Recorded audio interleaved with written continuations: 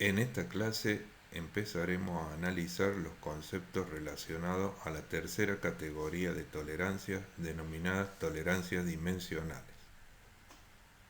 La primera aclaración que haremos es que a diferencia de los dos casos vistos anteriormente, la terminación superficial y las tolerancias geométricas, las tolerancias dimensionales tienen la particularidad de que no agregan un símbolo a la estructura del acotado como en los casos mencionados anteriormente, sino que la información correspondiente a esta tolerancia acompaña directamente la cifra que nosotros conocemos como cota.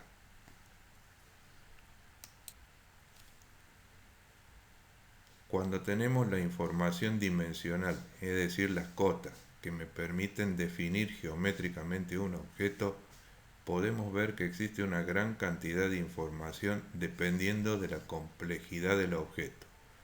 No obstante, hay que ser consciente que no todas las cotas indicadas en los documentos tienen el mismo valor. Existen dentro de las cotas algunas dimensiones que son de mayor importancia que el resto. A estas cotas que tienen una mayor importancia se las denomina cotas funcionales. Una cota funcional es una cota que afecta el uso de la pieza. Es decir, si suponemos que este elemento va a ser utilizado para formar parte de un mecanismo, hay algunas de sus dimensiones que deberán tener un control más adecuado, dado que si no se satisfacieran los valores correctos, puede ser que la pieza no pueda ser utilizada adecuadamente. La razón por la cual las cotas funcionales cobran importancia es porque es usual que las máquinas que se utilizan pueden ser montadas en lugares en los cuales no han sido fabricadas. Esto significa que sus componentes llegan de forma aislada y deben ser montados unos con otros.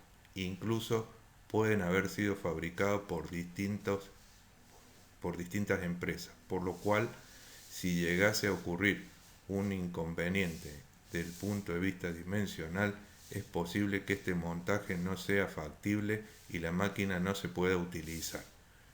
Por otra parte, hay que tener en cuenta el concepto de intercambiabilidad antes mencionado, que me asegura la posibilidad de reemplazar partes que han sido dañadas o se encuentran desgastadas. Empezaremos definiendo los elementos que esta norma establece para las definiciones correspondientes a las distintas posibilidades. La norma menciona al denominado eje. Cuando menciona al eje hace referencia a una pieza que tiene una dimensión exterior que debe ser controlada. Y también menciona el denominado agujero. Agujero será la pieza que tiene una dimensión interna que debe ser controlada. El razonamiento que la norma persigue es suponer que estas dos piezas deben ser vinculadas, como en el ejemplo gráfico que tenemos a continuación, donde vemos dos piezas de forma cilíndrica, una de ellas tendrá una dimensión exterior que debe permitir el montaje con la otra pieza que tiene una dimensión interior. Quiere decir que cuando se refiere al eje, habla de una pieza que tiene una dimensión exterior y cuando se refiere al agujero, habla de la pieza que tiene la dimensión interior, que aseguren el montaje. No obstante, es importante tener en claro algo que tiene que ver con el hecho de que en ninguna de las dos definiciones se hace referencia a piezas cilíndricas. Es decir, aunque se habla de eje y se habla de agujero, no se habla de elementos cilíndricos. Aunque la norma utiliza el esquema referido a los cilindros, no quiere decir que las piezas necesariamente deban ser cilíndricas. Las piezas que nosotros podemos considerar como eje pueden tener cualquier forma. Análogamente, las piezas que nosotros consideramos como agujero pueden tener cualquier forma. Si vemos el ejemplo gráfico en el extremo inferior, veremos tres situaciones en las cuales se pretende montar las piezas en color amarillo en las piezas en color en gris. Cada una de las piezas en color amarillo posee una dimensión externa que debería controlarse para que el montaje sea posible. mientras que cada una de las piezas en color gris debería tener una dimensión interior a ser controlada para que el montaje sea factible. Quiere decir que independiente de que razonemos a partir de objetos cilíndricos, para la norma las tres piezas en amarillo pueden denominarse ejes y las tres piezas en gris pueden denominarse agujeros. El tercer elemento de definición que la norma utiliza es la denominada dimensión nominal. La dimensión nominal no es otra cosa que la medida ideal. Cada una de las partes, ya sea el agujero o el eje, deberán tener una dimensión ideal que asegure el montaje. A esa dimensión ideal se la denomina dimensión nominal y surge del análisis de las cotas y se constituye en una cota funcional. Quiere decir que va a ser la dimensión que idealmente me permitiría ensamblar el conjunto sin ningún tipo de problemas. No obstante, hemos visto en el estudio de las tolerancias anteriormente que las dimensiones reales de la fabricación no suelen coincidir con las dimensiones ideales. Los motivos que habíamos mencionado oportunamente tienen que ver con los procesos mismos de fabricación, los materiales, los instrumentos, etc. Eso significa que ya sea que se trate del agujero o del eje, puede ser que el agujero salga más chico de lo que debería salir o más grande, y análogamente el eje puede salir más chico o más grande. Aunque salga más chico o salga más grande, ya sea el eje o el agujero, debe existir un límite que me asegure el funcionamiento, y ese límite no está fijado por quien fabrica la pieza, sino por el proceso de diseño, es decir, por quien diseña el componente. No obstante, nosotros debemos ser conscientes de cuál es el error admisible para poder controlar las técnicas de fabricación. En todo caso, podemos razonar que en general existirá una medida máxima que me da una idea de un error por exceso, cuánto de grande puede ser, y una medida mínima que me da una idea del error por defecto, es decir, cuánto de chico puede ser. La diferencia entre la medida máxima y la medida mínima es lo que denominamos tolerancia dimensional. Cada vez que nos referimos al eje, por razones de simplicidad, utilizaremos letras minúsculas, mientras que cada vez que nos referimos al agujero, también por razones de simplicidad, utilizaremos letras mayúsculas. La zona de tolerancia es el error admisible, por lo tanto medirá el error total que se puede cometer. Cuánto de grande o cuánto de chico deben ser los objetos a ser montados dependerá del sistema en el cual deben vincularse, dado que existen múltiples posibilidades. Cuando un sistema se monta, puede ser necesario que no se produzca movimiento entre los componentes que están montados, pero también puede ocurrir que sea necesario cierto grado de movimiento. Ya sea que debe estar fijo o tener movimiento, las dimensiones deben estar perfectamente controladas. Definiremos también la denominada zona de tolerancia. La zona de tolerancia es una representación gráfica del error admisible y me dará una idea rápida y directa de cuál es la situación particular, es decir, qué posibilidades tengo de equivocarme durante el proceso de fabricación. Por otro lado, definiremos la denominada línea cero, que es la línea que está fijada por la llamada dimensión nominal, es decir, por la cota funcional. Para que queden más claros estos conceptos, analizaremos los mismos desde el punto de vista gráfico. Imaginemos tener un objeto en el cual una de sus dimensiones es funcional. Esa dimensión funcional me fija la denominada cota nominal, y a partir de la cota nominal vamos a establecer la denominada línea cero. Como dijimos, en la práctica es probable que el objeto no salga con la dimensión ideal. Por lo tanto, puede ser que salga más chico, en cuyo caso el diseñador establecerá cuánto de chico puede salir, o puede que salga más grande, en cuyo caso el diseñador dirá cuánto de grande puede salir. Quiere decir que dada la línea 0, yo tendré una dimensión mínima y una dimensión máxima. El espacio comprendido entre ambas dimensiones extremas es lo que se conoce como zona de tolerancia. La razón por la cual nosotros decimos que este sector sombreado me da una idea rápida de qué es lo que ocurre se debe al siguiente análisis. Si nosotros analizamos el grosor que tiene esta zona de tolerancia, podemos darnos cuenta que si la zona de tolerancia es una zona sombreada, delgada, significa que el máximo y el mínimo están cerca. Eso significa que el error que yo puedo cometer en el proceso de fabricación es menor, lo cual se traduce en que deberé elegir un proceso que me asegure mayor exactitud. Por el contrario, si esta zona sombreada fuera gruesa, eso significa que el mínimo y el máximo están más lejos y por lo tanto el proceso de fabricación que yo debo elegir no necesita tanta exactitud. Otro concepto asociado importante tiene que ver con lo que mencionamos anteriormente. Puede ser que exista un error por exceso y un error por defecto. Es decir, el error que se comete porque se está fabricando más grande de lo que debe ser o el error que se comete porque se está fabricando más chico. En este caso, al error por exceso lo denominaremos discrepancia superior. La discrepancia superior es cuánto de grande se está fabricando. Es la distancia entre la línea 0 y la línea máxima.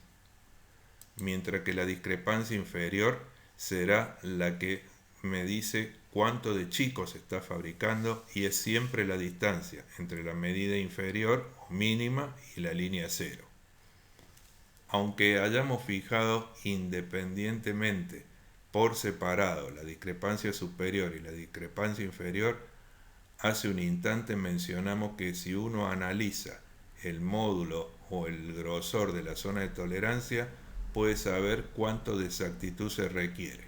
De la misma manera, si comparamos por separado los sectores sombreados, ahora divididos en dos sectores, el correspondiente a la discrepancia superior y el correspondiente a la discrepancia inferior, podemos ver que uno de esos sectores es más delgado que el otro. Cada vez que tengamos que seleccionar un proceso de fabricación, deberemos asegurarnos de controlar mejor los sectores que exigen mayor exactitud. Quiere decir que de las dos discrepancias hay una que es más importante que la otra, y la que va a ser más importante es la que me da mayores exigencias. Quiere decir la más chica. Por ese motivo hablaremos de discrepancia fundamental, que de las dos discrepancias presentes es siempre la que tiene menor módulo, es decir, las líneas que están más cerca. En el ejemplo de la figura, la discrepancia fundamental es la discrepancia inferior.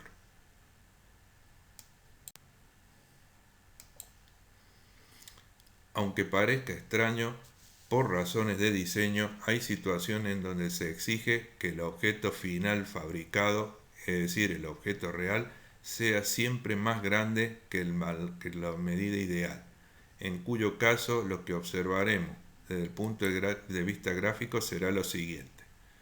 Tanto la dimensión mínima como la dimensión máxima estarán por encima de la línea 0, en cuyo caso tanto el máximo como el mínimo serán valores mayores que el nominal. No obstante, la zona de tolerancia sigue siendo calculada de la misma manera. Análogamente, existen situaciones que por razones de diseño exigen que ambos medidas estén por debajo del valor nominal. Eso significa que el objeto sea siempre más chico que el ideal, en cuyo caso gráficamente lo que observaremos es que tanto el mínimo como el máximo quedan por debajo de la línea 0. No obstante, volvemos a mencionar el hecho de que la zona de tolerancia se sigue calculando de la misma manera.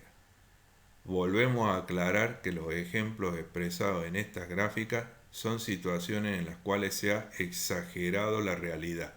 Los valores diferenciales entre la línea 0, el mínimo y el máximo suelen ser imperceptibles. Como hemos visto, hay situaciones extremas en las cuales los objetos pueden ser necesariamente construidos más grandes o más chicos. Sería importante analizar en estas situaciones cómo se calculan las denominadas discrepancias o cómo se calcula el llamado error por exceso o error por defecto.